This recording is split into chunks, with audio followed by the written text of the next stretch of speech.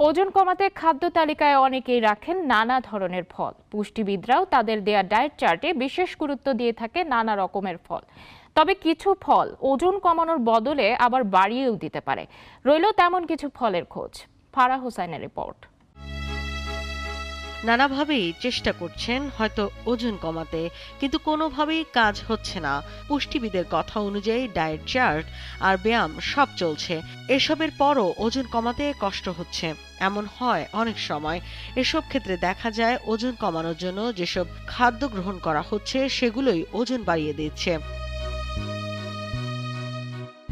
ওজন কমাতে ফলের বিকল্প নেই, তবে কিছু কিছু ফল ওজন কমানোর চাইতে ওজন বাড়াতে সহায়ক হিসেবে কাজ করে।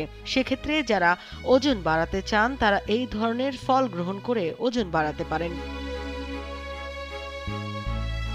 শরীরের ভেতর থেকে শক্তি জোগায় কলা, তবে দিনে একটির বেশি কলা খেলে বাড়তে পারে ওজন। কারণ কলায় ক্যালোরির পরিমাণ 150, কার্বোহাইড্রেটের পরিমাণ 37.5। কলা খেতে পছন্দ হলেও ওজন কমানোর সময় কলা খাওয়া নিয়ন্ত্রণ করা প্রয়োজন। ওজন বাড়ানোর জন্য আম অনেক ভূমিকা রাখে। অনেকেই আমের মৌসুমে শুধু আম খেয়ে থাকেন আর ভাবেন ওজন কমছে না কেন।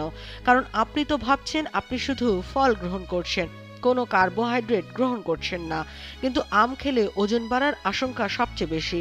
1 কাপ আমে রয়েছে প্রায় 99 ক্যালোরি, ফাইবারের পরিমাণও বেশি, কার্বোহাইড্রেটও রয়েছে ভরপুর পরিমাণে। ওজন কমাতে তাই আম পরিহার করা প্রয়োজন। অ্যান্টিঅক্সিডেন্ট সমৃদ্ধ আনারস যত্ন নেয় শরীরের। জ্বরের সময় মুখের রুচি আনতে ভালো কাজ করে আনারস। এতে পানির পরিমাণও অনেক। শরীরের পানির ঘাটতি মেটাতে আনারস দারুণ কার্যকর। তবে আনারসে রয়েছে প্রচুর ক্যালোরি, যা ওজন বাড়াতে সহায়তা করে। ডেস্ক রিপোর্ট, নাগরিক।